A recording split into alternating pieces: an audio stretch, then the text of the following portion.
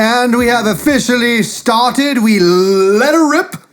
And welcome to the Lele and Mikey show, where she brings it and I most definitely wing it. So take it away, Michael. Take it away. We're getting her started off strong. I'm off a caffeine buzz. Hey, sometimes it's a nice place to be. Until it's not. And then the crash hits, right? Yeah, that can happen. I might start snoring. I might start snoring in the middle of this. Don't do it. But your topics are usually pretty compelling, so I don't have to worry about that. That's true. No, no, I'm very humble. Let me just say. In your humble opinion. No, but anyways, so we're gonna do 2 again. Michael had some company visiting him. It's summertime. It was the week of the 4th of July. That too. A lot going on. Yes. Had my brother and then also one of my best friends in town. So. Yeah. And then, actually next week it's going to be my fault because I'm going to be in Jamaica. So. She's going to Jamaica without me. Yeah. Can you believe that, man? If it's awesome, you guys can come next time. And it's just me being bitter because, I already went to Mexico in March, and then I went to Disneyland with my family in June. So, I'm out of money. It's all right. It's not like you couldn't have come. I'm just saying. No, but anyway, yeah. So we're trying to make up for it with giving you guys more than one episode when we have the little breaks like that. And, it's all about the content, baby. Yeah. We'll get to better at maybe planning more of a schedule. But, here and there's just going to be stuff that comes up, right? Everybody has that. Yeah. So, sorry about that microphone. I'm just slapping it. All right. Anyway, so today we are going to talk about the history of video games. Video games?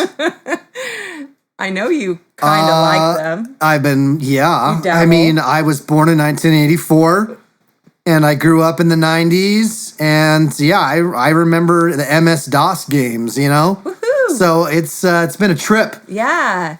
So I thought we kind of share that trip with people, and people who are, in our age range can, enjoy the flashback in time, maybe learn some things they didn't know, because I sure did. But even at my house, we have I bought this big, huge video game. What's the word? Holy crap. Anyway. Console? Well, it's a console, but it's it allows you to play all different games. So Super Nintendo, NES, and so my kids have been. It was kind of fun to watch them play some games that I played when I was a kid. And it's not like they're like, man, the graphics suck. These games are dumb. They're like, man, this game's awesome. I'm like, I love you, children. Yeah. Well, I even know people in their 20s, and it looks like a lot of people. They'll go back and be playing those games, and I'm all like, how can you sit and play that? I got sick of looking at bricks. I had to do it for now I want the pretty stuff. But you know what? Flashback to the retro. True. And you have to say one thing. It doesn't matter how pretty a game if it sucks. If a game like the content. And I'm sure we'll get here at some point, but you look at the fantasy games from back when. They had to come up with good stories. Yeah. Because it's not like they had some crazy visuals that will entrance you because they're so beautiful. Very true. So anyway, and for anybody who wasn't around during all that time period, you might learn a few things you just didn't know. So I'm excited to do this topic. Some might find it somewhat educational. Yeah. So for example, video games actually begun in the 1950s and 60s as a computer scientist began designing simple games and simulations on the mini computers and mainframes at his work. Really? See, because I thought the OG game, the original, was the little bar that went up and down and you bounced the ball back and forth. Very good. That was close. You're very close. His was basically that. He basically referred to it as almost like a tennis simulation. Yeah. And it did have a line in the middle and 2 dots that would bounce back and forth. And a compelling dot at that. Yeah, that was it. And, he ended up leaving it at that. When he left the place that he was working, they have the machine over in a corner. They show a picture that's as exciting as the game was. It was literally just a ball bouncing back and forth. Yeah. Or a little green dot bouncing back and Well, forth. and then like, weren't the net. computers back then like the size of a room? Yeah. And now today we have like smartphones that are almost as thin as a strand of hair. And it's like, how? Yeah. They show the picture and it looked like a Star Trek, like the old school Star Trek, you know, what's it room? The bridge? Not the bridge. Well, yeah, that too. But like when you'd go down to the lower deck, where, you know, all of the Where like the power source was? Yeah. Where the lithium crystals. No, but yeah, like the whole thing where like they're just giant boxes with a whole bunch of buttons and lights, and you're just like, oh. I missed that. Yeah. I missed the large You missed plastic flashing buttons. In fact, when I went to Disneyland recently, we rode on the new Rise of the Resistance ride, and it was like a playground of flashy button lights. You go in there and you're like, oh, look at all these buttons I can push, you know? Okay, the engineer room. That's the one I'm talking about. I couldn't find the word. You got it.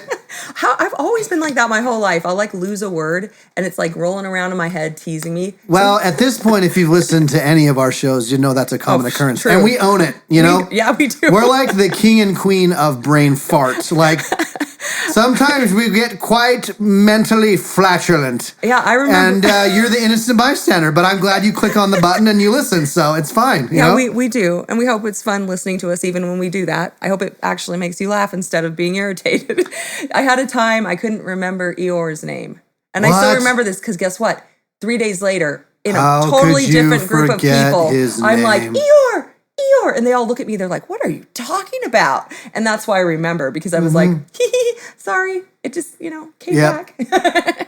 So that was before we had the internet where I could have just been like, or Google and say, hey, Google, who was the donkey on Winnie the Pooh? We can cheat now. Yeah, I know. It makes me feel so much better.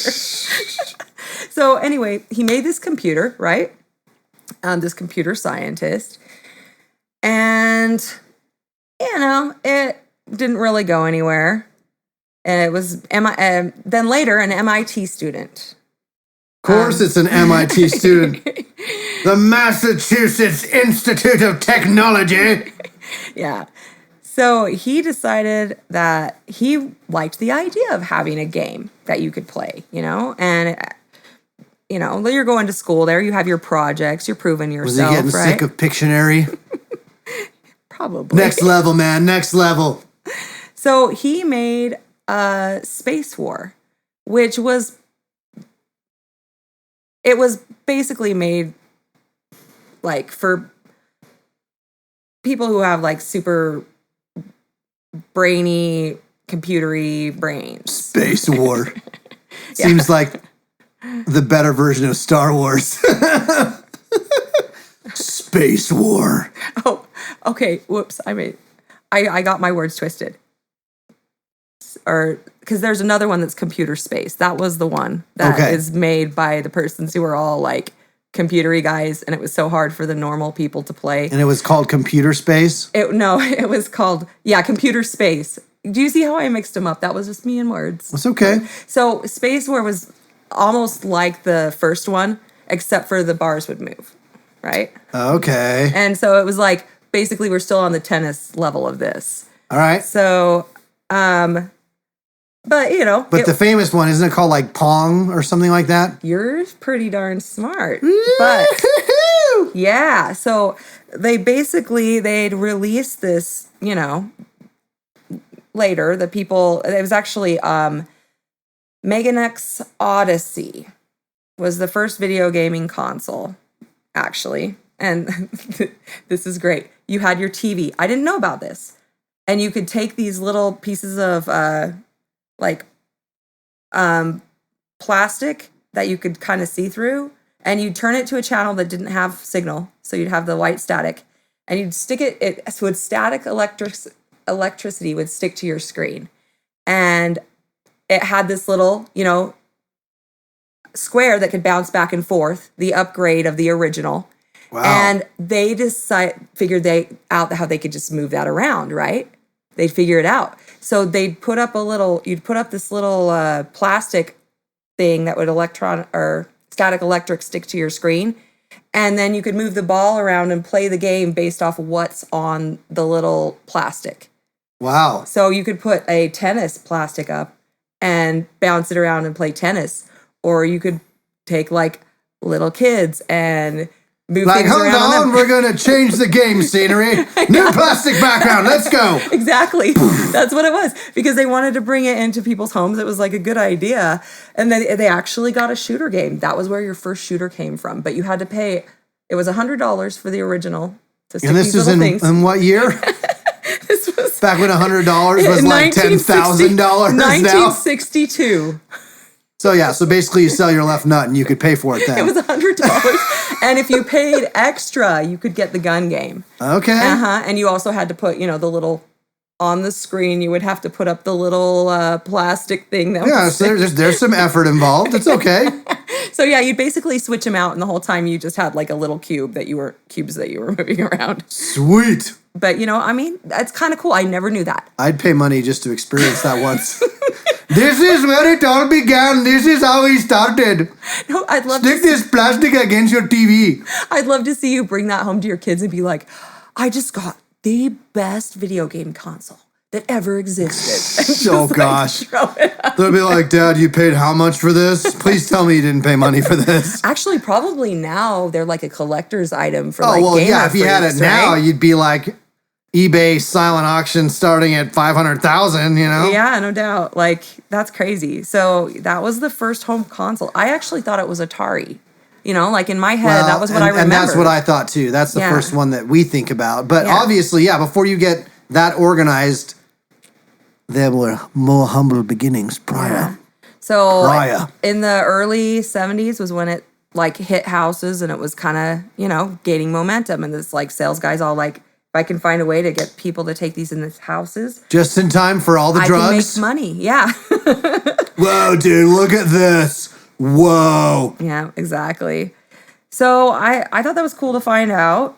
And then, of course, as you called it, the first arcade video games were Computer Space. The one I told you about that was made by, engineers, like computer engineers and stuff like that. And they were just more complicated than the average mind wants to, think through. So it was the first especially when you're first being introduced into the computer game world. Yeah, it was the very first arcade game. And so it just didn't do that well because it was too intellectual. What a tragedy. I know, right? And then okay, sorry. First volume didn't work out well. We got to dumb it down. It's got to be more dumb. Exactly. That's basically it. So they decided we need something that anybody can play, not somebody who has a degree from MIT or whatever, right? MIT is the one that's the smart computer. That's the Massachusetts Institute of Technology. Because sometimes I mix it up with ITT. That's a much lower. Anyone could get into the ITT Technical Institute. I remember the ads like, I'm home from school sick and someone else is home living with their mom and they have no future. And it's like, come join the ITT Technical Institute. Get your degree in programming. Hey, it was a way for people who didn't have money to at least start getting in the industry. I'm only mocking it because there's no comparison between and MIT. Oh, no. So when I was telling people, I'm like, my son's smart enough to get into, could get accepted into ITT. And they look at me funny. And I'm like, wait. I'm pretty sure they pay people to go to that college at one point. Please come enroll in one of our programs. Oh, yeah. We found some grant money from the government. We'll pay you. It's like, oh, yeah, never mind. The principal guy said he could get into MIT. Sorry. And they're like, oh, okay, that makes more sense. Like, much bigger deal. Way bigger deal. Yeah. And I'm not like one of those mom braggers, but the only reason I'd bring it up was because he decided he doesn't want to go to university. I hope he changes his mind someday. But I'm just saying, as a parent, when you realize your kid could go to schools like that and they're just like, I'm not interested, you're like, not fair. Or like my kids are like, I'm going to be a streamer. I'm like, oh, good. Yeah, but doesn't that what every kid wants now? Yeah. Is to be a streamer? I mean, it's like our inner kids coming out. It's like, we're going to talk about stuff and people are going to listen to it and we're going to get paid. Yeah.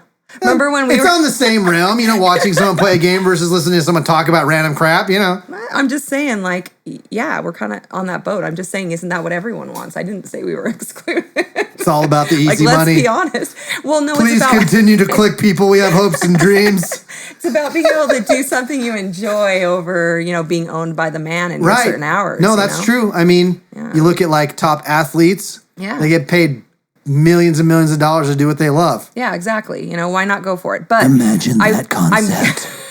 I'm going to point... Millions of dollars for something you love. What a terrible existence. We wouldn't mind it. We wouldn't mind. Okay, so anyway. Not me. I love working for the man. Oh, not me. Well, woman. There are women bosses out there. I don't want to be sexist. I'd rather work for myself. Okay. Yeah. But anyway. So big squirrel. What I was going to try to say is, when kids were younger, they were all, remember when we were going to school, people wanted to be doctors or biologists or go to space. And like now, I bet you like 80% of children want to do something to do with being famous. I guarantee we could find a video on YouTube right now of some guys playing Pong to show their Pong modern expertise. Gamers how it started. And everyone's like, whoa, dude. That's awesome. Let's Millions of views. People paid for that? Whoa. Let's bring them back. Let's bring back Pong. So, okay, what Pong was, because sorry, we totally went on a rant. We do that. That's what podcasts are for. It's an hour rant. Freedom. I'm ranting. Deal with it. So Pong was... They figured out that if you're moving these, sides back and forth and you're bouncing a ball between them. Yeah, you've got a bar on one side. No, we're talking about the two sliders and the ball, and you have to catch the ball with the slider. Right. And bounce it to the other side. Right. So that's like your... Up and down, up and down. That's like your ping pong paddle or your tennis... Racket. Yes. So they made... that, and they actually made it so you could sit down and play across from someone. And I just want to point this out because I think it's awesome. Women tended to be better at the game than men. That doesn't surprise me. Because they're better at almost everything. Well, no, it's something to do with like what motor skills that women tend to use, probably coming from the hunter-gatherer. We'd go out and gather berries, etc., and you guys would go hunting. But anyway, That's why we find things. That's why you're like, I can't find my keys, and we walk right over and hand it to you because we walk in the room and we see it. Is this why my wife always tells me to call her phone? Probably. No. That's something else. Micah! You call my phone? I called it 10 minutes ago. I lost it! Call it! Well, she's got 5 kids. No, it's not her fault. Yeah, but you have a valid point. This is a whole nother podcast. Yeah. Let's talk about the inequality of pockets for women in clothes. That's a whole different story. I agree. I actually used to Maybe we'll go there. I think they're in bed with these purse manufacturers. I'm just saying. I agree because I used to buy men's Dickies because I was at certain jobs because I was jealous of the fact that they had nice long pockets where I could put my whole phone and like half my house meanwhile, in like the women pockets is like, wow, I can put 2 quarters in here. Yeah, if you're lucky. Maybe 2 dimes. Or the fake pockets that you can't even get into. That's another thing with girls' clothes. Okay, we need to turn this back. Sorry, guys. So rewind. Back. So Pong. Women were generally better at it than men. It was something about, just the nature of things. Hand-eye coordination, but like something with that. Anyway, so guess what was a thing? Remember how, people had the whole like Netflix and chill thing that they'd throw out? Oh, yeah. Well, women used to invite men over to play Pong. I'd come over and play. Yeah. And, they can maybe impress you because they might kick your butt and then they feel like, oh, yeah, see, I'm a keeper. Like... Look at my inability to push up and down properly to bounce this thing back. Anyway. Okay. So after that, Pong just like went nuts, right? It was all over every arcade. Everybody was playing it. Yeah. And it caused like a huge boom in the whole idea of making games for people and how much money there can be. Yeah, because they realize how much is on the table. Yeah. So by the mid 70s, low cost, programmable I always have a hard time with big words. Micro producers replaced the discrete transitor logic, which I totally know is computer lingo. Circuitry. It's the transitor logic, Lele. You got to say it twice. right. Transitor logic circuitry. Transitor. Of the early hardware. And the first ROM cartridge. That's what we remember. Yep. The cartridges Yeah. were made. So, going into what we recognize was Atari. Atari! Yes. And I didn't realize how much of a lead in the industry they had for a while. Yeah, so, I mean, you might not know this off the top of your head if you look at your notes, but the difference between when Atari launched versus Nintendo, NES, what was the gap? Do you know? Nintendo didn't come until around the 80s. They released their first system in 1985. Yeah, I'm right. I'm older than Nintendo? Yeah. I feel very important. It came out a year after I was born, y'all. Yeah. It was made So, for but you. Atari hit in the 70s? Atari, yes, it did. And, you know, like, I actually like it towards the end. You know what I mean? It's like by the mid. Like 1979 December release? No. Before 80?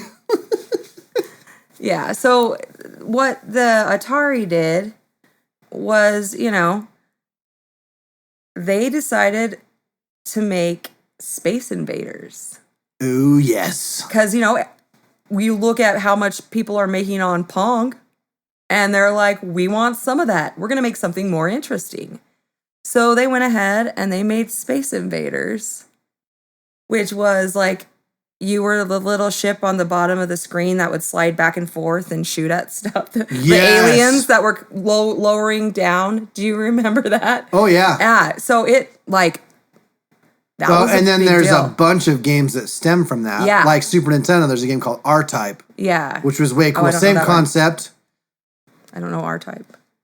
There's so many games. I'm learning about the history. No, but it's the same concept. Yeah. And instead of a ship being at the bottom, it's sideways, and then you have things coming at you across the screen, and you get like... Oh, you know what? I actually might know about that one. It's the one that had like where you could see what was coming. Yeah, later. and then you have like that did weapon better. power-ups you get and everything. So it actually was the game that like made, you know, Space Invaders lame. But I just didn't remember the name of it. But we're talking pioneers here. Yes, we are. We're talking those that paved the way. True that. For our current level of gaming entertainment. Very true. So Space Invaders, you know, like I said, you were just like this little box with what looks almost like a cannon box off the tip of it. So it's just like a little box with a long rectangle off of it, and it fires little dots, and you've got little shapes that are looking kind of like aliens that are lowering down, and you have to get all of them before they hit you, kind of thing. Do you remember that? I remember seeing that. I remember seeing that. I mean, I had a good friend in elementary school, and he took great pride in his original Atari that he had, and he had a bunch of games on Atari. Yeah. So think about the difference. We went from basically different variations of hitting a dot back and forth on the screen between two lateral lines you could move. Yeah. To a freaking thing that moves at the bottom of the screen with stuff that falls down that you can shoot at and you can move back and forth. So, Yeah. I mean, it was an upgrade, you know? And then magic happened. They released Pac-Man. Oh, yes. So, I didn't know this, but Pac-Man was the first video game character that, like, got fame as a persona. I even saw they had, like, a Pac-Man cartoon. I had no idea. Oh, yeah. No, not the one we watched. It was, like, before that. Way back. Yeah. And, like, they were releasing Pac-Man ice cream bars and Pac-Man. Like, Pac-Man was everywhere. And we're talking, like, the old school. So did, like, the arcade game come after the fact? Which was it Atari that released it Atari first? released it, and Atari, you know, they went for they wanted to go and take down the whole arcade because, you know, Pong was the first really successful game, and it was an arcade game. So naturally, they're going to go for what's making all the money. So they wanted to make better arcade games. So they made Space Invaders and Pac-Man. And Pac-Man, it was easy to play. It was still kind of difficult. Easy until ghosts are surrounding you from every side. Yeah, but it wasn't like complicated. You Honestly, knew you knew what to do. I always really sucked at that game. Like, it was embarrassing. I wasn't that awesome at it either. I'm just not going to lie. I watch other people play and be like, good for you. I'm not even going to try because I'm just going to look like an idiot. No, so true, so true. So, here came the golden age of arcade games. And I still remember, when that was the only place you could really go to play a game, especially if you came from a family that didn't have money. Like, I was born a little later, and by the time I remember stuff, there were like consoles, but like arcades where you could just take some quarters, go pop them in the machine, and you could have fun playing all these different games. And, by the time I started playing, they were keeping scores.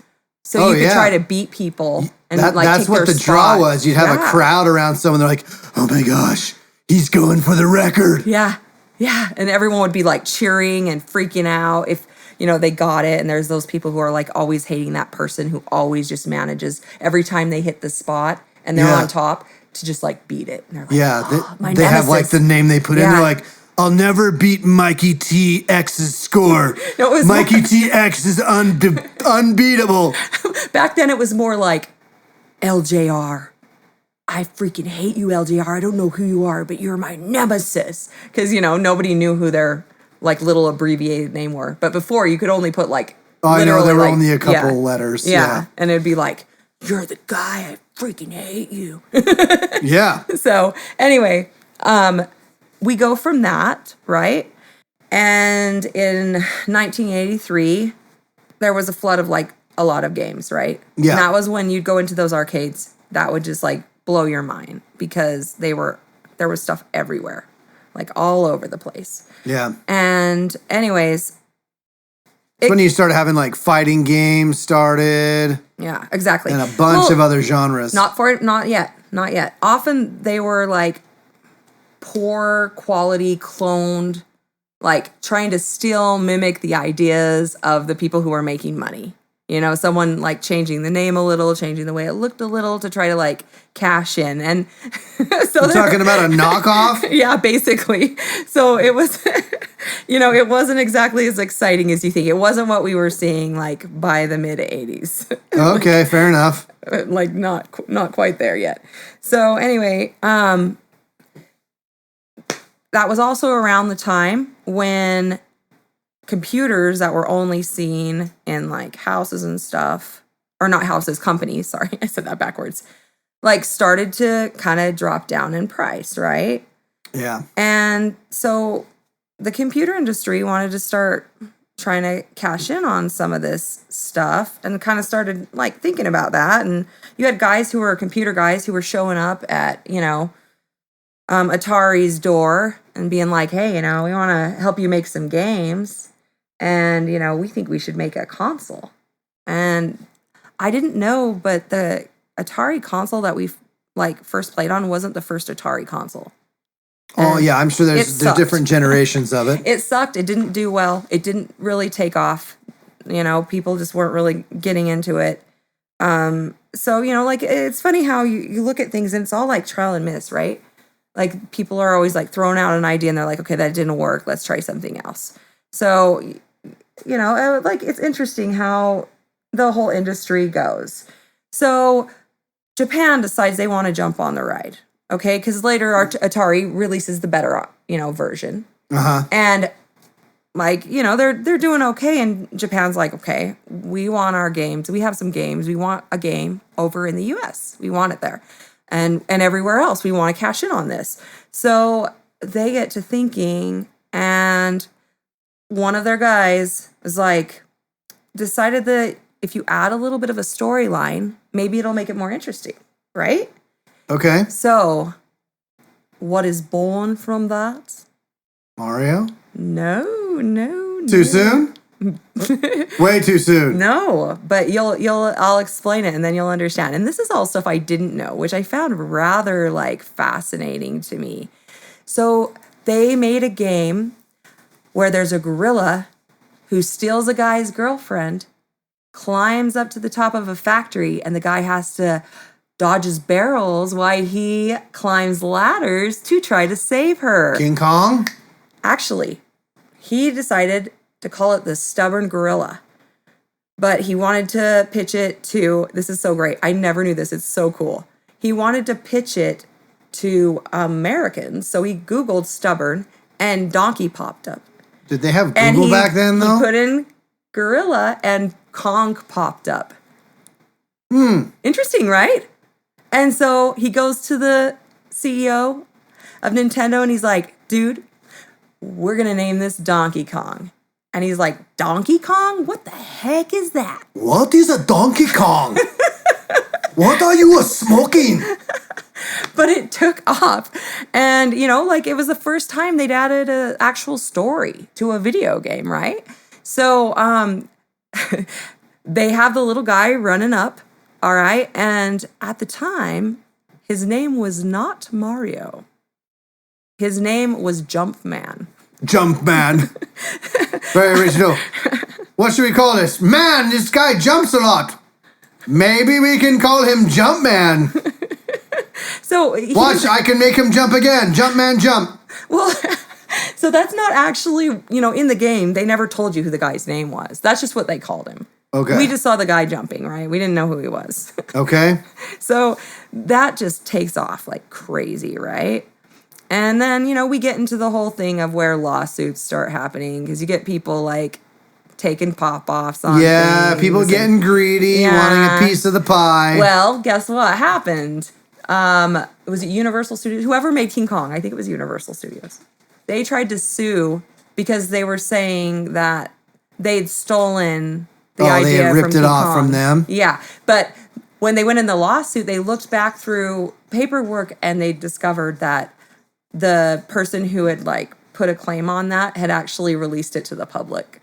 So they ended up having to pay all the other, like all of Nintendo's lawyer fees. They had to like compensate them for everything. Like, it was bad. So that's what you get, man. You know, you start to learn some lessons, right? So anyways, Nintendo's, you know, rocking that and whatnot. And then you start to get some computer games that pop into the picture. When I think of computer games, it takes me back to like MS-DOS, where you'd pull up very pixelated. I mean, I have fond memories as a child in the media room in my elementary school playing like Wagon, whatever. What is it called? Oh, it was the Oregon Trail. Yeah, that was a fun game. And it was like, you had the big old, it's not compact disc. It's not like the hard disc. It was the floppy. It's the big, huge the floppy ones. Yeah, the floppy disk. And man, you pop that sucker in and the screen was like green. And you got typhoid fever. Yeah. And you died. Yeah, I remember that. You know what? That was exciting, though, man. That was so much fun. Speaking of stories, you know, adding a story to a game. Go. Yeah. So anyway, I remember actually like the earliest computer game I remember ever playing was Asteroid. Oh, yeah. Where you're like in the middle and you're just this little triangle and you're shooting the asteroids and they blow up and you just need to kill them all before they hit you. Yeah. They get into like smaller pieces. Well, and they came out with like newer versions of that. Oh yeah, for sure. But you like the original was like black screen on gray little triangle spaceship in the center that could only rotate in a circle. Yeah. And you're shooting out little dots and you got these asteroids coming in, you know, they're big and then they break into 2, then they break into 4, then they're little and they like come at you. And then every once in a while you get a spaceship who comes at you and like shoots and you have to like kill the spaceship. Yeah. So yeah, they're like the computer thing all happened and it was freaking, you know, fun stuff. But it wasn't super duper amazing, but nothing really was at that point, right? Yeah, as long as it was like semi-engaging, you're like, oh cool, let's do this. Yeah, exactly. So that doesn't like, really get that far. It's not really that embracive yet. Like people don't really like get really super keen on that. They're still more into like arcade games and what's going on with the Atari and everything. And then it's like a console war basically that starts to happen, right? Because here comes Sega. I owned a Sega. I actually have a lot of games that I really enjoyed. Yeah. I did too. Genesis. Me too. I loved my Sega Genesis. And I remember like Phantasy Star was like my favorite one because you could decide what girl you would end up with and then it would change your story and then go on and like break off into like different generations. It was cool. Yeah. So my favorite memory from Sega Genesis, two things. Street Fighter, and then also you had like there was a RPG game called Shining Forces. And this came out later, not like the very first stages of Sega Genesis, but yeah, I had a Sega and I loved that thing. I played so many like fighter games and RPGs, and then that's when games got much more immersive. Yeah. So, another one I really loved. I loved was it? It's by Sid Meier's Pirates. The first copy of that came out on the Genesis, and I'd play that forever. Wow. Yeah. So, and I've always been a strong And what fan. year did Sega come out? Sega came out in the early 90s. Was it that late? I thought it was still in the 80s. No. I might be wrong, though. No, Sega came out, and their first system wasn't good. Like, it was really bad. People didn't like it. And, it was like they needed to go to round 2 with that. And it was actually in that time period where they felt like they were all, competing with each other. And it was like Sega wanted to take down Nintendo. And then is what happened was Sega started coming out with a better system. But they didn't have like an icon yet, right? They didn't have any, like Nintendo had started out with Donkey Kong, and then they'd had Pac-Man. Like, they'd had these things going on. And so Sega was still like trying to figure that all out, right? And then Nintendo comes out with Mario Brothers. Yeah. And it blew. I remember when I first saw Mario Brothers, I was blown away. Like, you could even swim. Yeah. What blows my mind is, though, how do they come up with this? Some plumbers? Well, this is funny. This is something else I learned that I didn't know. So, Fast Man. Yeah. With Super Mario. The way he got his name was the CEO got angry at the landlord for the building Nintendo was, using. And he got angry at the landlord and decided to name Fast Man after him. So his name was Mario Segal. And he named Mario after him. And then they gave him a brother named Luigi. Can you believe, like, the most iconic... In fact, they actually say Mario's probably the most iconic video game character ever made.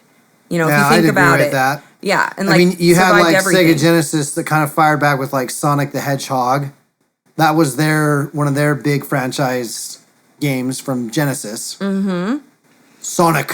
Yeah. So Super Mario Brothers like took it up to the next level.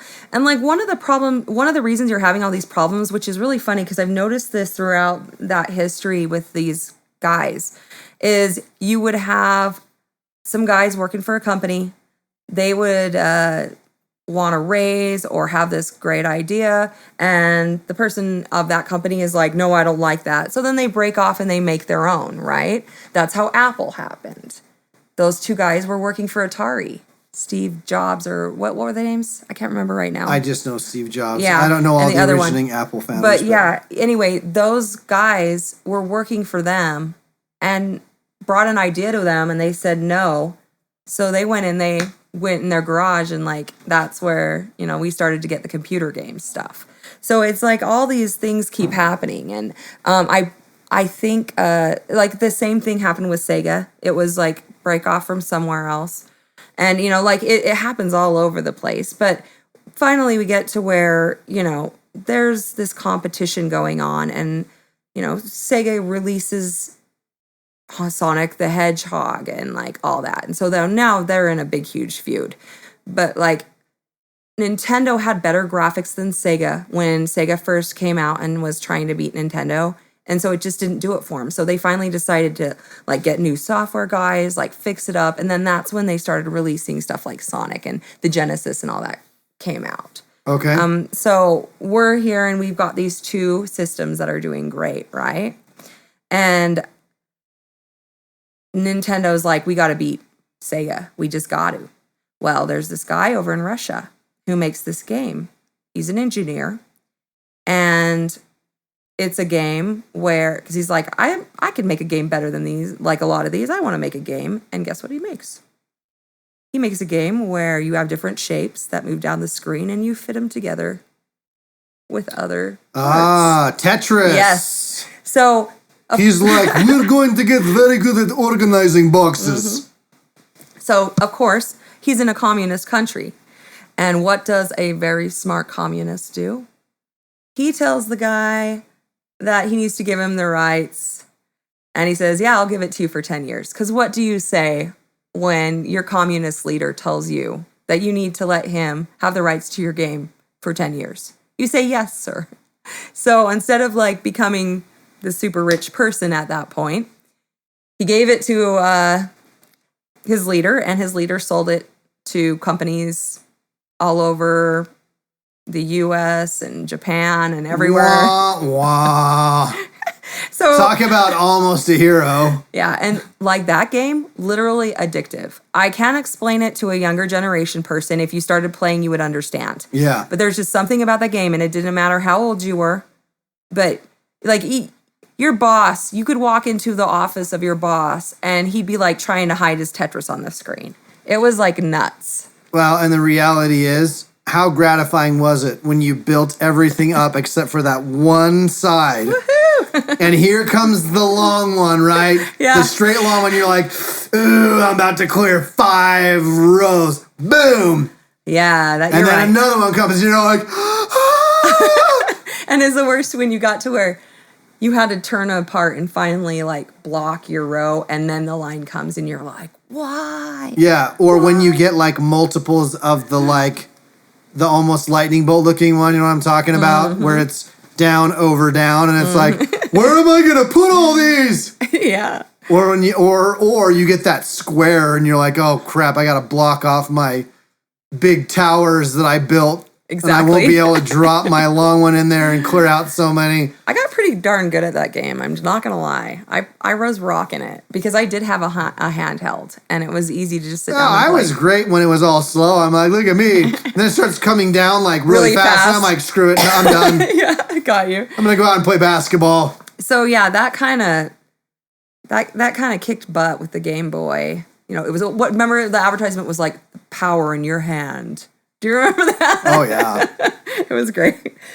Yeah, Okay. when console went to a handheld device, oh snap. And then what's great is it was just the black and white screen, right? Mm-hmm. And then like if you wanted to play at night, you buy this adapter thing that fits over the top and like shines a light so you can actually see the pixels on the screen. Yeah. You remember that? Yeah. Because it was just, Yeah. black and It almost looked greenish in the background. Yeah. It wasn't very impressive, but it was something. And there were earlier versions of a console, like back in the 70s, but it was like scary, and it looked like you were just there was like a few buttons on it, and I don't even understand like how that was cool. But and there was there's some stuff I'm missing, but basically, my problem is we could be here for 3 hours talking about this. So I just kind of try to jump to like the more known things. Oh yeah, absolutely. There was another company it's like the history of games, Volume 9. Yeah. So like Odyssey made, Pong, and then we had, Atari go, and like we get Pac-Man and Space Invaders. So it's just like there's a whole history, and I'm not going to touch on all of it. So if you guys, you know what's cool though is watching the transition from console to console, right? The newer technology when you start at 8-bit, then you get to 16-bit, 32, and then I remember when N64 came out. Okay? Yeah. Nintendo 64, and now everything was like three-dimensional. I know, and exciting. Like, oh my gosh. So I really don't think I ever wanted anything for Christmas more than I ever did the year that came out. And, it was in the 90s, and the console was a couple $100. Yeah. Which was, spendy. And, but my mom made it happen. She made the dream come true. Aww. It was one of those Christmas mornings where I'm like, could she actually get it? Could it actually happen? Or maybe it was like 300. I can't remember. It was a lot for that time. Yeah, it was. But my first game was Wave Runner. Oh, for 64. I remember that. I had the 64 too, and I think that was mine too. It came with the Wave game. Runner. Yeah, that was a fun game. But then like Zelda 64 was crazy. And then what's funny is I look back at it now and it's like, wow, those graphics really suck really bad. I know, and they look so liney and boxy. But you remember it was like state of the art then. But when you jump from the realm of looking at something from a top view that's flat to now a three-dimensional world, it was like, wow. Whoa, look at these waves in this Wave Runner game. And we got so competitive. So after I got that, my older brothers, there was like a few different guys you could pick. There was like the big fat guy that could drive really fast, but he moves slow. Anyway, but it would get intense because we would try and beat each other's times. Yeah. And literally, you could start the race. 5 seconds in, you knew you didn't hit that turn just right. You were done. There was no point. True. It was over. You're done. It's like, okay, pause, restart. Like, oh, I made an error. Pause. Because I always tried to finish anyway. You knew you had to have that flawless run to beat the next time, true. right? That's true. So it was kind of fun and a rush and exciting. At the same time, stressful. When you're trying to beat the other sibling. Yeah. And then it could go, I mean, you could go on for like a week of solid playing to the point where your hands are going to fall off. But you were determined. You were going to dethrone your other brother or your friend and beat them at it. But we played the crap out of that game. And then like Star Fox came out for 64. And that was like, Space Invaders, but another level. They had cool, likable characters. Yeah. You had these cool ships where you blast stuff. It's amazing to see where games were and where they are now. I know. But just technology in general over the last 100 years. It's crazy how fast. I know. The level of acceleration of progress. Now I play some of these games where it's like, and I know back in the 90s we're like, that's so realistic, right? Yeah, we were. But it really is starting to get to the point where it's like... Yeah, it is. You're right. People are going to have a hard time. It's so immersive that we're not going to be able to tell the difference between a game and reality because it becomes so immersive. And that's where a lot of these sci-fi concepts have come from. Like Ready Player One. Yeah, we've already got these VR units out now. Like, I bet you we'll get to the point where it'll be like on Star Trek where you can go into the holodeck and experience things. I think we'll get there. Well, but like, even like the metaverse. I mean, people are buying real estate. Yeah. In a digital world. It's crazy. Like if you would have tried to explain that to someone 30 years ago. They think you were insane. They're like, you're an idiot. Yeah. Or like people get so caught up in their avatars and like their look and their like their digital presence, their call sign. And it's becoming a big thing. But okay, so one thing we didn't talk about that was a big game changer too. I'm not done. Oh, I know. Yeah. You know what? Actually, I'm gonna wait. Wait. I want to see if you touch on this because there was a thing that totally changed my life in the gaming world. Okay. So one thing I wanted to touch on, because I'm trying to like I said, I have to pick and choose what I talk about. If I miss anything, guys, I'm sorry. But it's like so much information. So basically, like what the computer games, were starting to do is they were starting with like the whole first person shooter kind of thing. And, that was kind of a cool thing because people felt like they were a little more immersed. I personally have a hard time with first person shooter. I'm better at it than I used to, but I prefer being able to see my character. Yeah, Maybe it's well, just like 'cause I the grew up that first way. one that I remember playing was like Doom. Yeah, we're gonna talk about that. Okay. So anyway, okay, we're going with the whole Nintendo's got the whole handheld console. That's a thing. You know, Sega ends up Console, releasing not cancel. console. We're canceling consoles. So when they did that, Sega, you know, wanted to jump on that boat too, and they had problems with, you know, it just like their graphics just weren't quite as pretty. I thought they did pretty good myself, but you know, Nintendo had so many new games they were just throwing out all the time. We had like Mario. Well, let's get real. When like the Asians get like, involved, they're just so disciplined and brilliant. They're all over it. And they just like, I mean, they've been dominating the tech world in a lot of aspects for a long time. See, and then my favorite marriage happened. And that is when Sony decided to join up with Nintendo. PlayStation. Yeah, that was my console, dude, man. The PlayStation. That console was a game changer, man. Yeah. You know, and then I have good, fond memories of watching my brother play Final Fantasy VII. Yeah. Anyway, yeah, Sony killed it. Yeah, and so actually Sega was coming up with the idea of doing the whole because it was a CD-ROM. Like we finally got to where we had the discs, right? So you could do more with that than you could with the floppy. And it was Sega who thought originally of the idea, was trying to put it together, and got abandoned by the people who were doing like a lot of their software. Whereas in Nintendo got lucky and joined up with Nintendo. So they ended up Wait, you said Nintendo joined up with Nintendo. Nintendo You mean joined Sony? up with Sony. Thank Okay. you. Sorry. It's so many.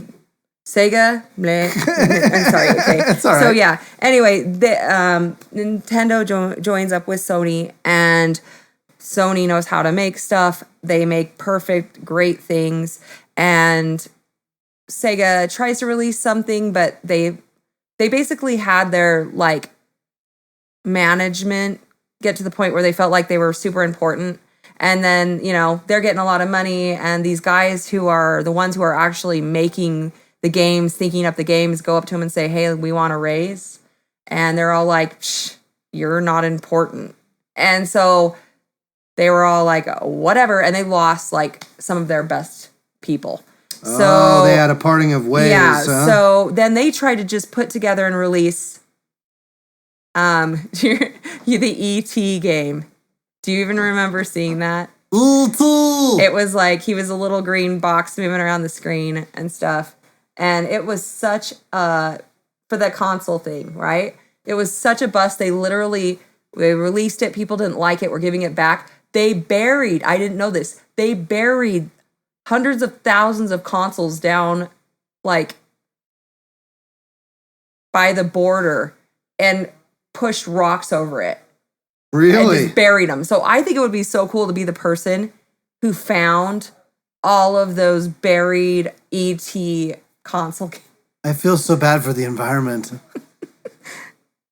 So yeah, it totally bombed. And you know, I mean, it was smart to try to like take after to take after like an actual character. And that's like, this is actually like when they started to do stuff like that, like pulling football players, basketball players, you know, pulling in people. And, you know, when they released the consoles, they weren't as pretty. So when they released the CDs, first guys releasing it are like, you know what? I like my music CDs to have cool covers and stuff. Why can't we do that with games? So they started putting, you know, players on the covers of like, you know, teams and stuff. And then we get the whole, what was that whole line of the football? There's like a gajillion of those games. Oh, the Madden? Madden. And that like starts to go nuts, right? And yeah, like people start learning from that. You had the going backtrack a little bit, you had the boxing game from Nintendo with Mike Tyson, right? Yeah, exactly. So they realized bringing in people like that, you know, and they had the problem too with the whole like football thing of before they could only make 7 characters, and they're like, they want the, you know, this famous person to sit there and back the game, and he's like, I'm not going to back a game with 7 players. This is football. There's 11. And they're just like, what? Nobody's done that. He's like, well, you just need to make it happen.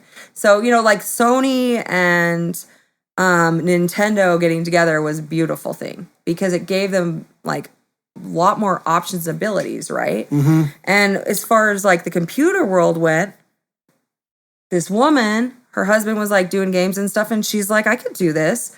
She wanted to make a story game with pictures. She wanted something that you could see.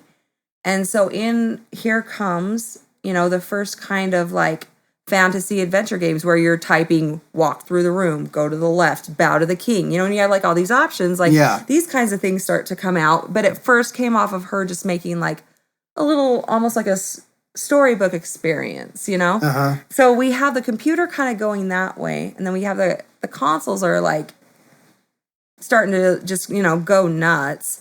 And they're kind of seeming like they're, kind of falling behind. And like you said, the 3D thing starts coming. It's awesome. Like that's it. That's coming up in the works. Well, the computer did something cool and they made Doom.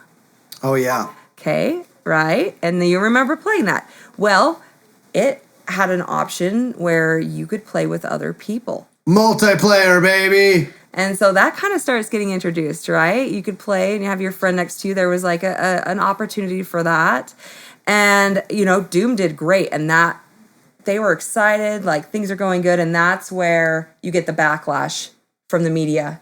We've got violent games. Yeah, now we've got Mortal Kombat where they're ripping people's spines out and finish them and all this stuff. Fatality. And the country the government's starting to get upset. They're like, these are things that children shouldn't be exposed to. This is a problem. And, it's starting to look bad for the video game world because of all of this. And that's when someone gets ingenious and decides to put ratings on games. Ah. Yeah. That makes sense. At one point, they start to push the envelope, and then people are speaking up and be like, hey, hold on a minute.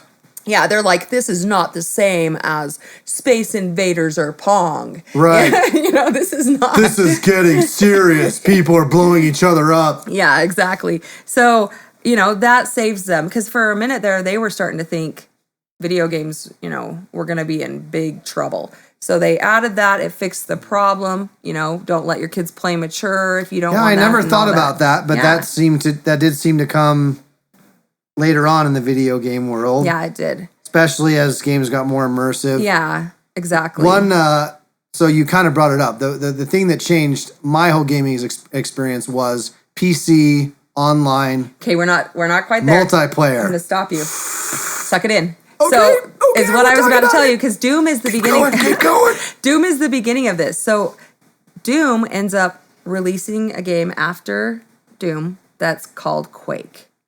Oh, Quake was big. So it's not just big. I realized that is when we started to have, because you could get multiple players in and you could sit with your friends and play next to each other.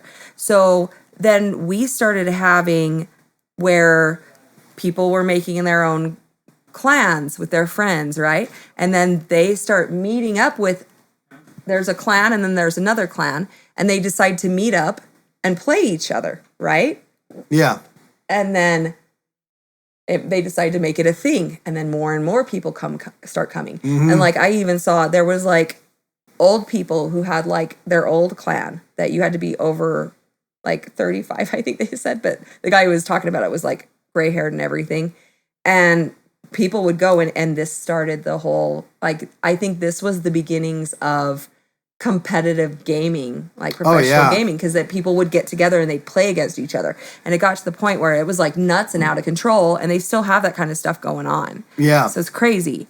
So after Quake came out, then we get let's make a multiplayer world. Yeah. And let's just make it so it's always on and you can log in and if you're on there. And that's where we get like Ultima Online. Yeah. So the internet takes off. Yeah. I remember, you get those discs in the mail for AOL. And initially we start chatting with people on the line. You're like, oh my gosh, I'm typing text to someone across the country or whatever. Exactly. But it was a game changer for games. And this is why at that point in my life, I started getting more involved in PC games because of the multiplayer aspect. Exactly. So it was all about jumping online and playing with other people. Console, like, don't get me wrong, like N64, we'd have our little parties where we played the crap out of like GoldenEye. Remember that James Bond GoldenEye game? It was a first-person shooter. It was a lot of fun for multiplayer. You could have, 4 people and the screen gets split up. And, at this point in time, no one had a massive size TV. Yeah. So where you could just run everywhere. You get into world. like 4 players and you're looking at your tiny little quarter of the screen where you're navigating the map and trying to shoot people. But then internet takes off and then it's like, now I have the whole screen to myself. Yeah. And I can play with other people still. We can just hundreds of people. Like it. And this is why game addiction starts to become a real big problem. Yeah, well, I mean, like, and that's how they figured out in Quake. They were like, people really like playing against each other. Oh, yeah. And Quake was a big game changer. I remember I was thinking, man, this is violent. This is cool. Look at that big, huge gun. Boom. Yeah, exactly. So then we start, getting this all introduced and, people are starting to do more killing stuff and everything. And, the government was giving, such a hard time about these killing games. But at the same time, even back when the early games started, they were having them make games for their soldiers to practice simulations, right? Yeah. So they end up like using, because it's a way for them to practice stuff without getting hurt. Well, at one point, the Army actually paid. Yeah, that's what I'm going to say. I was getting it to it. So they made a simulation that was like for going in, you have a mission, you have to save someone. It's not about just shooting people, and you only shoot the people that you need to for it, like that kind of stuff. Well, they realized that it could be a way to kind of plant the idea of being a soldier. Yeah, and set someone younger up. It was a recruitment initiative. Exactly. They were wanting people to get excited about being a real soldier. Yep. And it's like, call up your Army recruiter. This is what your life is going to be like. Yeah. So it glamorized. Yeah. And it altered it like before, the scenarios would be set up by somebody who was actually like a sergeant or, whatever. And so they knew it. So they had to like make storylines for it and take out some certain things and add a little more, glam to it. But yeah, they released a game. And then there was me. I didn't fall for that game. I was like, I want to play Tom Clancy Rainbow Six. I want to shoot terrorists. I hear you. I played the crap out of that game, and that's where I got really into because they would start doing the ladder system. Yeah. Right, where you had a third party company where they set up the rules. You created an account. Yeah. And then you did a match, and you played, and when you beat them, you're like, now do the honorable thing, go report. Because you relied upon them to jump on and say, okay, on their end, we played you and we lost. And that was my obsession for like junior high school. In fact, what's crazy is I remember 9/11 when the terrorists hit the towers. Yeah. Because I stayed home, quote, sick. Sick that day? AKA, I don't even remember what I was doing. I didn't want to go to school and I wanted to play computer games. And I'm playing Tom Clancy's Rainbow Six, the expansion, Rogue Spear. Crazy. And I'm playing online and I'm like doing my normal game and I'm like, I've got my clan with like, we're like rank 1 and we're better than everyone else. And we have all the maps memorized and every trick to lean in and get, anyway. No, I feel ya. But that's how I found out about 9/11. I was sick. Yeah. That day. I was playing a counter-terrorist shooter game. And then, like, I kept seeing all the rooms because they had rooms they would create where you would launch games. Yeah. And they're like, F terrorists, and they keep talking about I'm like, what the heck's going on? And that's when someone messaged me and they're like, turn on your TV, man. Oh, that's weird. That's eerie. I can see why you remember. And that's when I saw the second plane go into the second tower. But it was in my immersive state of online first-person shooter games, killing terrorists. Oh my gosh, that's crazy. That is really actually crazy. No wonder you remember. So, so we had things that changed, right? And then, we also had Columbine happen. Yep. And they start want to blame the violence on the computer games. And they still are doing it to this day. Like, they'll still kind of try to say that. But, there's a lot of people who play video games that are violent that never hurt anyone. I just want to say, like, I don't think that video games make people violent. I think that video games are where someone who's violent can go put out that violence. So I don't agree with that whole idea of, like, it making people monsters. Well, ultimately, so now, like, I've been an intense gamer for a majority of my life. I'm a father now with 5 kids, and I work, and I've eased off. The first part of our marriage, there's some friction because I was playing the computer too much, and I was dragging my feet of growing up. But this concept of competition, of beating someone else, like, it's like glorified chess. Yeah, it is. Right? With different because you're given the same tools and the same options as someone else, and you come out on top. And you got your call sign, Yeah. And you can make a name for yourself in the gaming world. So it was easy to push away the crappy real one. The next big problem for me was online MMORPGs. Yeah. Because you mentioned, like, Ultima Online was one of the first big platforms. It was 2D, but the graphics were actually pretty decent, but it was fully immersive, right?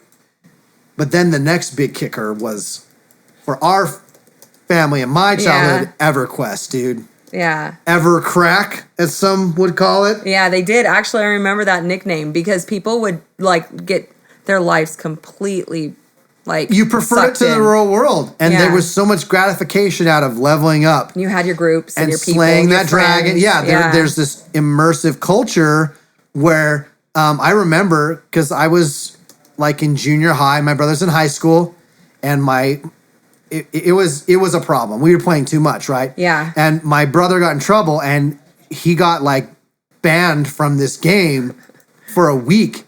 And, like, he legit, like, cried because it's like, oh no, all the people I'm leveling up with are going to level up past where I'm at. Yeah. And I'm good. And you couldn't stand it. You didn't want it. You wanted to be the tough guy, right? Anyway, it's crazy how immersive games have gotten, the culture involved, guilds, clans, and, as we could say, like, the rest is history. I mean, it's just... Yeah, there's, like, so many games, too. Like, I didn't say them all. I just kind of brought up specifics. Oh, there's so many, because you jump from console to PC, and then there's genres, first-person shooter, RPGs. I forgot to tell you.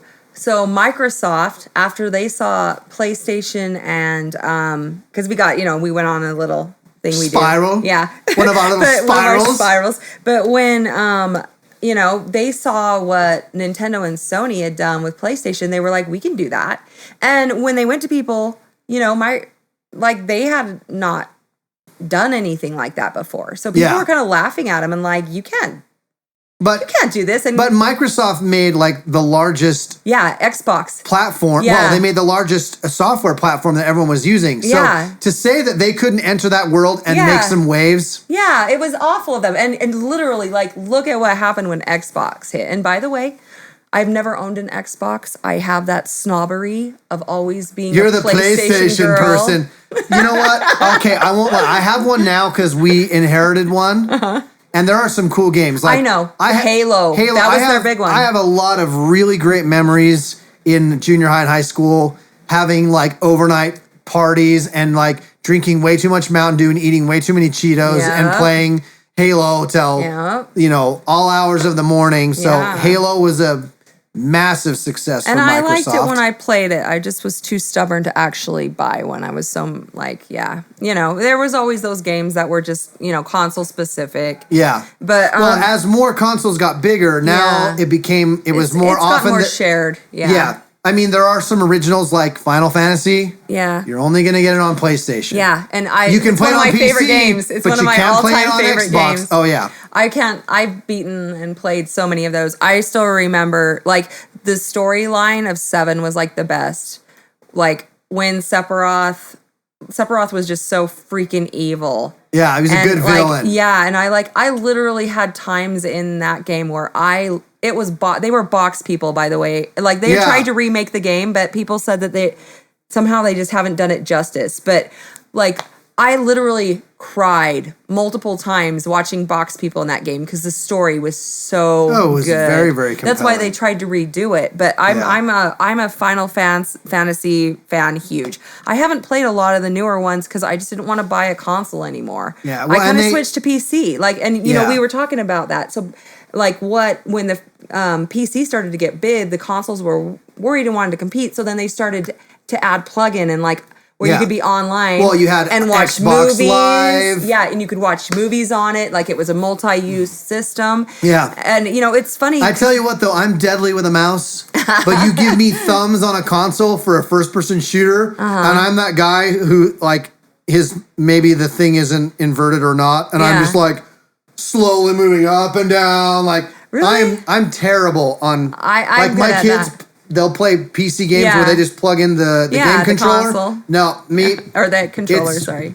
It's mouse and keyboard, man. It's mouse and keyboard. So, I've done both, right? And, like, my favorite game is Dead by Daylight. Like, is that like a zombie game? No, it's, like, basically, like, hide-and-go-seek tag with a killer.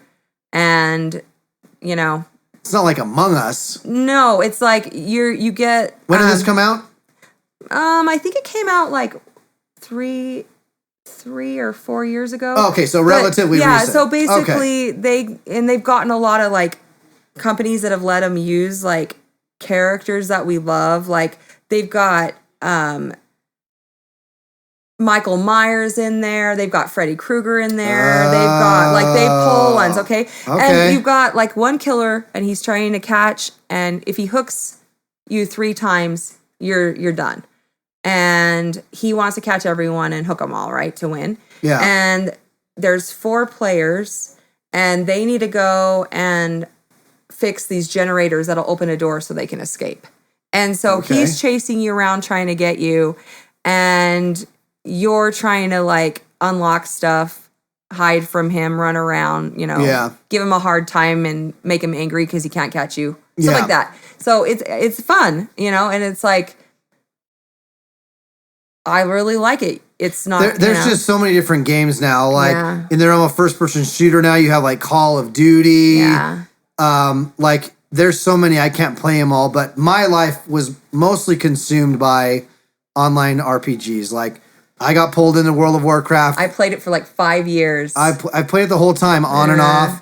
But I played other ones in between, like Dark Ages of Camelot. That came after EverQuest, obviously. Oh, okay. I didn't see that one. And, you know, there's been a lot of games that have been trying to be a quote-unquote WoW killer or World of Warcraft killer and have caused a little bit of a rift, but that game's been going strong for a long time. You have, like, Elder Scrolls Online. That's true. I mean, there's just so many. We have Lost Ark that just came over. Yeah. And there's people into that. And what's the other one?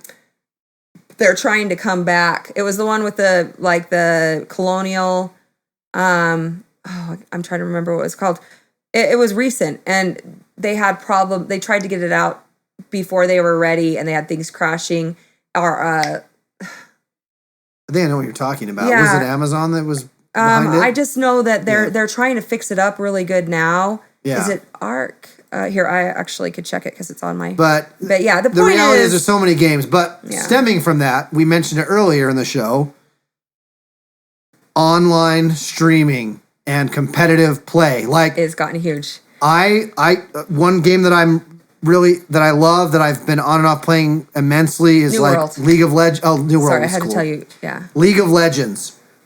So like the MOBA games, but like I won't lie, like I enjoy the finals in League of Legends more than I like the Super Bowl. Don't hate me. Really? All you sports lovers out there, you are welcome to make fun of me. I am put in the category of nerd, but like they do the, American championships, and then they do worlds. Yeah. Where they bring in all the teams from everywhere. And of course, freaking China and Korea are always romping everybody. But the level of intensity, because I'll have people make fun of me like, how can you watch someone play a computer game and have it be exciting? It's like, well, how can you watch someone play football? Wouldn't you rather go out and play football? When they get to this level of expertise that's so beyond, and you watch them, you watch the the just like on a basketball court, you know, Yeah. the things they do as a team. You watch the organization. Yeah, it takes strategy. Yeah. Also, you know, they have to be good with their like speed and their fingers. Oh and yeah, they, their like, motor skills are incredible. And like, yeah, you're But right. they'll set up plays that they work on for months Wow. with different character combinations. Anyway, I'm really speaking nerd right now, but like I love it. Yeah. I love watching it. And then, you know, I've had some stints where I would get into Twitch and I watched some of my favorite gamers because not only were they funny and they had great personality, really good. they were freaking good at the game. And you watch some of the stuff they pull off and you're like, wow, I wish I could be that good. Me and like my people like Asmongold and different people like that. He was really good at WoW and he instantly had a following as soon as he switched over to Twitch because so many people already knew him in the game as like a great player. And like and now people we have these see that. online gaming celebrities. Yeah, we do. And you know, it's funny too because I've noticed that when people first started having competitions in video games, so many people scoffed at that. And they were like, what is that? That's not a talent or whatever. But there's people who used to scoff at it that finally like realized like they really have to get good at what they're doing. They have to know what they're doing. Like you said, they have to have strategy. They have to be smart. It's not like... Well, in retrospect, there were more people that watched the League of Legends World Championship than watched the Super Bowl. Really? I didn't know that. But granted, it's worldwide. Oh, okay, yeah. But you go over to like Asia, their like big rock stars are these nerdy gamer guys, and they're paid millions of dollars. Anyway, it's kind of crazy to watch this whole world develop, and it all starts from a little two lines with a little dot bouncing back and forth. Ball that bounces. Yeah, isn't that crazy? And games are just getting more and more immersive. The graphics are getting better and better to the point where I'm literally watching a game and I'm like, wow, this is stunning. Well, let me point out the future. Beautiful. Like, no, you're right. Insane. Sorry. I just wanted to, because we should wrap up here. We really should. But I wanted to want to get me going talking about computer games. I know. Over here. That's why I picked it. But by the way, we do get together for the Super Bowl, so you know we do have. We some still of that watch side. the Super Bowl, and there's a lot more good food, and the ads are funny. But man, the intensity for me on the world's gaming stage. So what I wanted to point out is I noticed something recently, and I don't know if other people have really taken like. Really taken in what's going on, but League of Legends did something I've never seen anything do, and I think it's going to go up from there. They started a band, KDA, that does their songs. They're good songs. It's a nice K-pop band they put together. Yeah. And they've Netflix now series. released a series on characters in it. Yeah. And, you know, I mean, like, you have to look at that genius. Like, they're not just capitalizing on the game. They realized that they could make music to capitalize on. Yeah. They could make shows to capitalize on. You know, and we've seen, like, I freaking love Resident Evil and Silent Hill. And we've seen Resident Evil make shows. Yeah. You know, and we've seen Silent Hill make a movie. But KDA has added their own pop band. Like, is their own pop band that they've added that actually has nice music. And I think we're going to start to see more of that, like, where a game isn't just a game. It's going to cross over into everything. Well, but you even look at things like Star Wars. Yeah, I love Star Harry Wars. Potter. Movies. Games. I mean, anyway, if the story's good, if the characters are good, it kind of transcends just a game. It becomes something else. Much better. But like my point is I don't know of any other game that has made their own band. Yeah, music and soundtrack. Yeah, like they have their own pop, like K-pop band that makes songs for things. And then they have people who have started coming in and making songs for them. And like they've moved it over into the music industry. Yeah. And I think we're going to see more of that. I do too. And I'm excited to see where we go with video games. It's really nice to do when you've got a lot on your mind. Well, you can't think about that stuff it's a big distraction, and it's gratifying when you beat that level or kill that boss or get that name title in the game. that next level achievement, right? You're like, I don't even want to tell you how many hours I spent doing this, but I got it. I got this new name, or I got this new skin, or I got this new mount. Like, well, and we always have new problems too. Like now, it's all these like roll boxes or treasure box, whatever that you pay money for. You know, I watched a video the other day of some parents in China coming into an internet cafe and beating their child with a computer keyboard and whatnot because he found access to their like life savings and in American dollars depleted it. No, he spent 43 or 45 around there $1,000. Oh yeah, on because you have these free to play games, and then you buy the skin or you buy the yeah. Well, and like there's a lot of games. Chests. Yeah, well, there's games adding that in too, and it's becoming more common. Instead of paying for a subscription, it's free to play. But but with these boxes and stuff, they do. Like some of these games, you can't even say, "Oh, I want that skin, so I'm going to buy that skin." You have to buy this box and do a roll and see if you're lucky or whatever. And because if you get it, you're that much more elite. Yeah. And like for me, I mean, I see like there's other people who see this problem. It's basically endorsing gambling to children.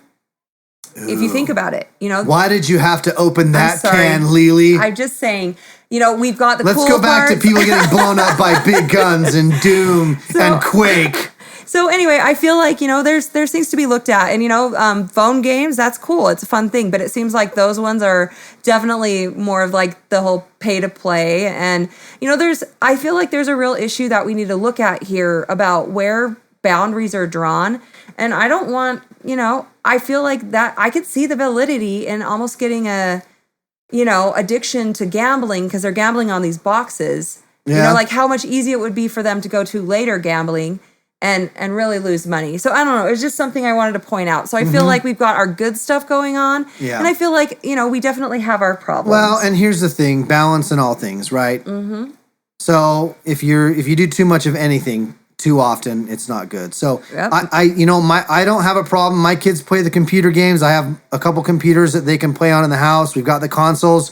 But they still go out and play. Yeah, which is good. They still get the vitamin D from the sunlight. Heck yeah. And they use some energy. But anyway, it'll be interesting to see where games go in the next few years. But man, what a run over the last 50 years, right? I know, right? And make sure you take care of yourself. I remember the story about the guy over in Japan who died because he didn't eat and stuff because he was just playing. When you are elite character, you don't have to eat. No, he ate in the game. So basically, have fun, play games, take care of yourselves, and make sure your psychology stays good and don't hurt people and don't neglect people that love you. Don't do that, and don't blame video Remember games. to be relevant and there for those around you in real life. IRL, baby, IRL. Yes, don't blame video games for your problems, and don't escape your problems in video games. And that's where we'll leave it, right? That was deep. I know, I'm so good. It just came to me. Mind blown. Wow. Thanks, everybody. We appreciate you. We love being able to talk about our topics. And until next time. Yep. Talk to you later.